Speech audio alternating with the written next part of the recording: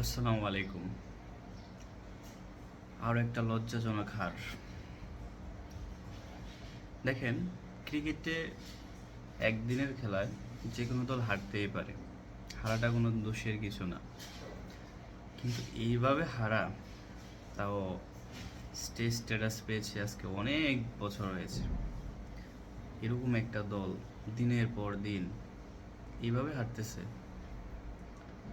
মানে তাদের মনে হয় আর লজ্জাবোধ বলতে কিছু নাই, বা হারতে হারতে হারাটা এখন আর দোষের কিছু না, হারাটা মনে হয় তাদের অধিকার, তারা অধিকার নিয়ে হারতেছে, এরকম একটা বিষয়।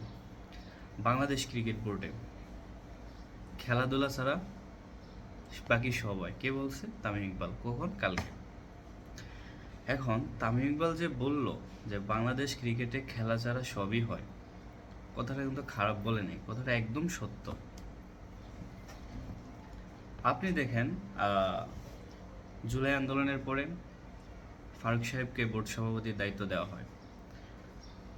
আমি প্রথমে ভাবছিলাম যে হয়তো আমরা পাপন কাকেই হয়তো দুর্নীতি করে এই সেই, কিন্তু এখন দুর্নীতির হারটা এতটাই বেড়ে গেছে, আমার মনে হয় তাদের চেয়ে পাপনই ভালো ছিল।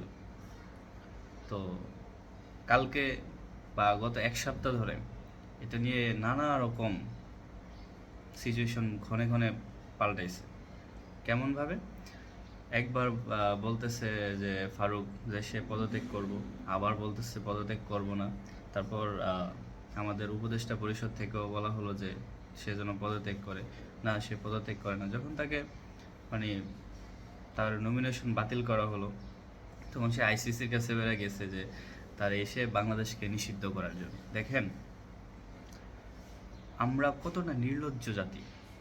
আমার বলতেই খারাপ লাগছে যে অন্যান্য দেশে যে কোনো একটা মন্ত্রী বা কেউ যদি কোনো একটা দায়িত্ব থাকে, তার যদি কোনো ফল্ট ধরা পড়ে, সে নিজ থেকে পদত্যাগ করে দেয়। আর এখানে ফারুকের বিরুদ্ধে একদম ওপেনলি দুর্নীতি হতে শুরু করে যা যা সে টাকা মারা ওপেনলি পাবলিশড হয়েছে, তারপরে সে পদত্যাগ করেই না, বরং তাকে পদত্যাগ করতে বলা হয়েছে। পদত্যাগ করতে বলার পরেও সে পদত্যাগ করবে না, বাংলাদেশকে নিষিদ্ধ করে হলেও। কি পরিমাণ খাওয়া এখানে দিলে! তারা এগুলো নিয়ে আছে, কিন্তু বাংলাদেশ ক্রিকেট কোন দিকে যাচ্ছে সেটার খবর নেই। ট্যালেন্টার ব্যাটসম্যানরা নাম মাঠে এসে 50 করে। তানজিব সাকিব, সে 9 নম্বরে এসে 50 করছে। আর আমাদের মানে লিটন থেকে শুরু করে, তাওহিদ হৃদয় থেকে শুরু করে, ওরা সব একের পর এক, মনে হয় যেন মাঠে ওদের খেলতে ভালো লাগতেছে না, ওরা কখন বাড়ি আসবে, এরকম একটা সিচুয়েশন। 10-15 রানের মধ্যে 3-4 উইকেট নাই। এটা কি পাড়ার খেলা ভাই? বা টেস্ট স্ট্যাটাস পাইছে কি এটা 4-5 দিন হয়েছে, এরকম কিছু? খেলার তো একটা আমরা হারবো, কোনো সমস্যা নেই, যেহেতু আমাদের হারতেই হবে, আমরা হারবো, আমাদের কোনো সমস্যা নাই। কিন্তু ভাই, একটু খেলে তো হারবি, হারবি, এটা তো নিয়ত আগেই করে রাখছিস। তো রাখছিস যে এটা কি আমাদেরকে বুঝেই হারতে হবে? আমাদের তো না বুঝে হার, আমরা একটু মজা পাই, যেহেতু হারবি তোরা। কি আজকে কথাগুলো অনেক খারাপ হচ্ছে, তাই না? জানি খারাপ হচ্ছে, কিন্তু উপায় নেই। মানে আমি শিওর যে আগামী 1-2 বছর পরে, যদি ক্রিকেটের এই অবস্থা চলতে থাকে, এখান থেকে কোনো প্রকার ইমপ্রুভমেন্ট না আসে, তাহলে আমি শিওর আগামী 1-2 বছর পরে বাংলাদেশের মানুষ মিনিমাম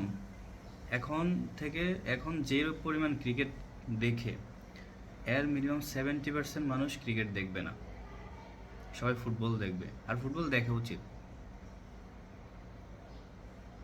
কারণ যারা এত লাক্সারিয়াস জীবন ত্যাগ করে দেশের জন্য এসে খেলতেছে, তাদেরকে আপনারা যা টাকা দেন, ওই টাকার জন্য তারা হইলে জীবন আসতো না, তারা নিজের দেশকে দিবে, তাই এই জন্য তারা খেলতে আসছে। কতটা ডেডিকেশন!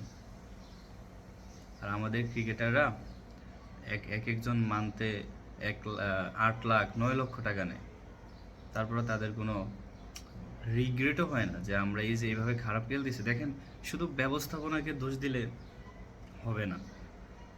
ব্যবস্থাপনা খারাপ ঠিক আছে, বাংলাদেশের ব্যবস্থাপনা কবেই বা ভালো ছিল? যখন সাকিব, তামিম, মুশফিক, মাহমুদুল্লাহ খেলতো তখনও তো ভালো ছিল না। কিন্তু ওরা নিজ দায়িত্বে নিজেরা নিজেদেরকে ওইভাবে তৈরি করছে, যেটা বর্তমানের প্লেয়াররা করতে ব্যর্থ। এই যে দেখেন, তানজিদ হাসান তামিম, সে দলে আসছে বা বাংলাদেশ দলে খেলতেছে খুব বেশি দিন হয়নি, কিন্তু তার একটা সমস্যা হচ্ছে তার শর্ট সিলেকশনে ভুল আছে। তবে যতক্ষণই খেলে ততক্ষণ খুব ভালো খেলে। গত দুইটা ম্যাচও খুব ভালো খেলছে। তার জায়গা থেকে সে যতটুকু করা দরকার, মানে একজন পাওয়ার প্লেতে একজন ক্রিকেটার যতটুকু অ্যাটাক করা দরকার সে সেটা করে, কিন্তু বাকিটা তাকে সাপোর্ট দিতে পারতেছে না। দেখেন, পারভেজ হোসেন ইমনকে নিয়ে আমি আরও আগে একটা কথা বলছিলাম যে পারভেজ হোসেন ইমন ন্যাশনাল টিমে বা মডার্ন ক্রিকেটে ন্যাশনাল টিমে খেলার মতো তার ক্যাপাবিলিটি এখনও হয়নি। কেন হয়নি? কারণ সে লেগ সাইড ওরিয়েন্টেড প্লেয়ার, একদমই অফ সাইডে কোনো শর্টই তার নেই। এখন একটা ইন্টারন্যাশনাল বলার এখন আর তো ওই দিন নাই যে মানে অন্ধভাবে বল করবে। অনেক অ্যানালাইসিস হয় একটা খেলার আগে। তো সে যখন লেগ সাইড ওরিয়েন্টেড শট খেলবে তখন বলার তো তাকে লেগ সাইড ওরিয়েন্টেড শট খেলার মতো বল দিবে না, তাকে প্রেডিক্ট করে ফেলতেছে। এই জায়গায় সে ব্যর্থ হচ্ছে।